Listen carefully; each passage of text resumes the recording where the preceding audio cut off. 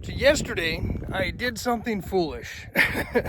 Probably not a huge shocker to a lot of you.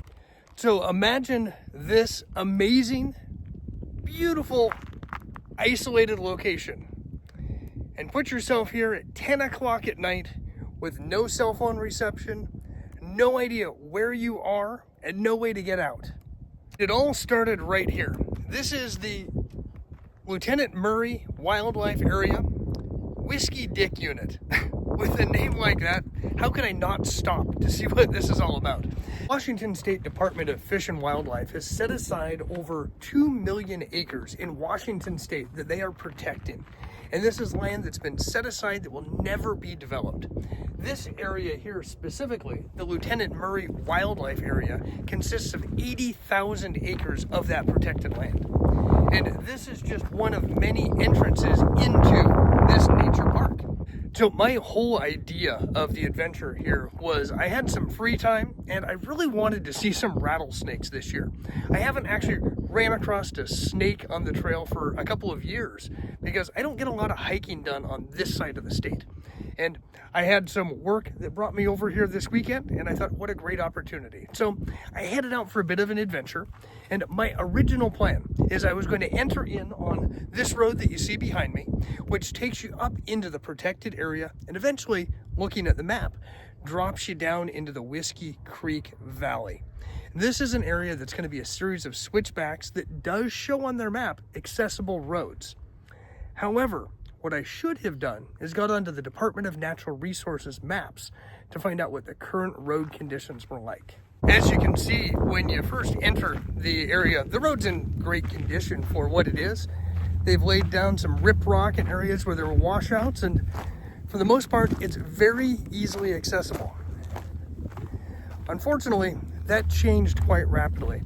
About 1.5 miles in on this adventure, I came across this switchback that was on a downhill grade that the rear end of my pickup truck actually slid a little when I was descending the hill. Made me a little nervous, but I figured that I could still get down to another point, hopefully find a turnaround, and say enough's enough for the day. Well, I'm sorry to say, folks, it rapidly escalated from there. One switchback led to a second, led to a third, led to a fourth, and before you know it, I was on a tiny little track that was washed out with riprap in places that were barely holding the road together. And I knew there was no way I was going to get my truck back up that hill, if I ever even got to a point that was wide enough for me to turn around in the first place. So the map doesn't really do it justice, but we entered right here. I worked my way around these switchbacks, and it was right about here is the area where I started going downhill rapidly on the back and forth switchbacks. So from here, I knew that I had hit my point of no return.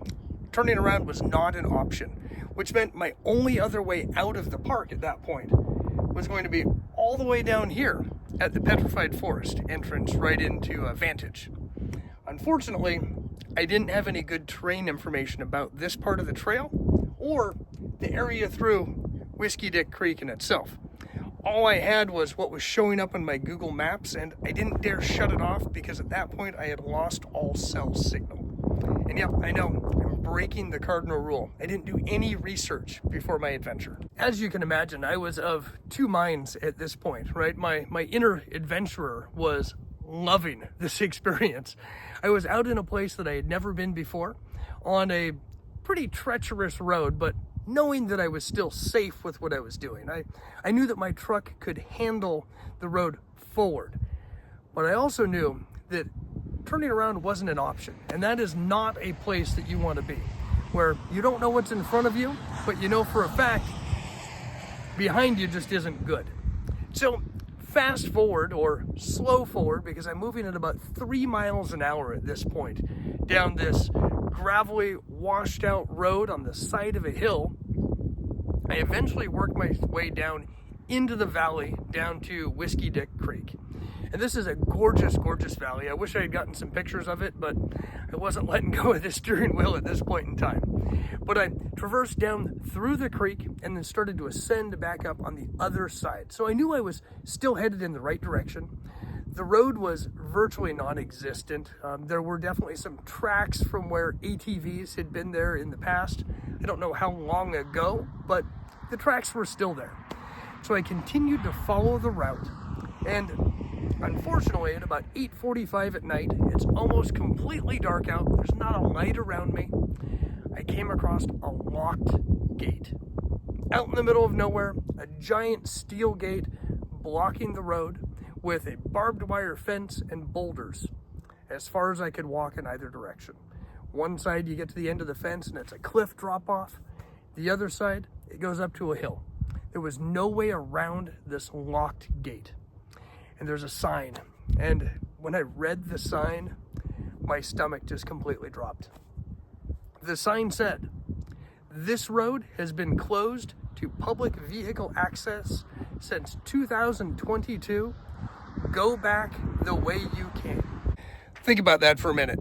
I've just managed to go what I think was about 12 miles to get to a gate, thinking the gate was going to be my way out, because I've only got about 3 miles from there till I'm back to a main road.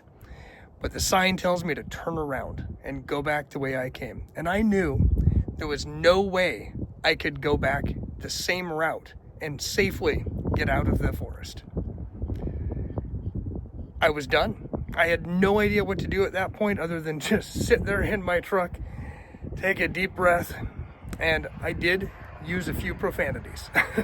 So I did get some good fortune on my side, because at this point, I had finally got a cell phone signal back again.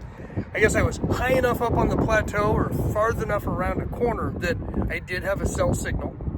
And I scanned the QR code on the DNR sign, which pulled up the map for me.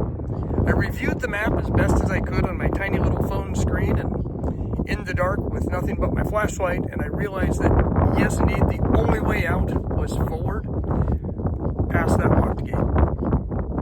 So I swallowed my pride, and I called 911. No, I did not ask them to come rescue me. I would not do that. I got myself in the predicament. I'm not about to ask other people to put themselves in jeopardy. What I did do is I told the operator that it was a non-emergency. I told her the county that I was in, and I asked her to transfer me to the state patrol, which I knew was in charge of the access roads in this area. Once I was able to connect with a state patrolman who was amazingly gracious and supportive and non-judgmental. I was certainly judgmental enough for myself. I didn't need somebody else to do that too. The state patrol officer was able to put me in touch with the parks department that is in charge of that particular area of the ginkgo petrified forest. And the park ranger I spoke to, thankfully, had a combination to that lock. It was not a key lock, it was a combination lock. He had told me that the last time he had been on the road was about a year ago. It was completely unmaintained, but was obviously my only and best, safest option. So with the permission of the Parks Department, I gained access into the petrified forest. I did lock things up when I was done. And then I slowly traversed that final 3 miles down to the final gate, which brought me out and to safety. Thankfully, I was slow and I was conscientious of what I was doing, and I managed to safely get out with the help of some pretty phenomenal parks rangers. And without those great gentlemen, I probably would have been hiking out for another 5 miles on foot to call it in, and I have no idea what would have happened. But thank God for them. They did their job. They helped me, even though I put myself in this foolish predicament, and here we are talking about it today. I'm not telling you this story to brag about what I did or even tell you that I'm proud of what I did, because I'm absolutely not. This was just a ridiculous mistake on my part. I knew better, but I thought I was fine, and I didn't do my preparation. The reason why I share the embarrassment of what I did with you folks is it's a great reminder to me, and hopefully to you, that before you head out on any adventure, even if it's something as simple as driving down a gravel road where you think you're going to be fine, make sure you do that research and ensure that you're going to be safe with what you're doing, and always have an exit strategy.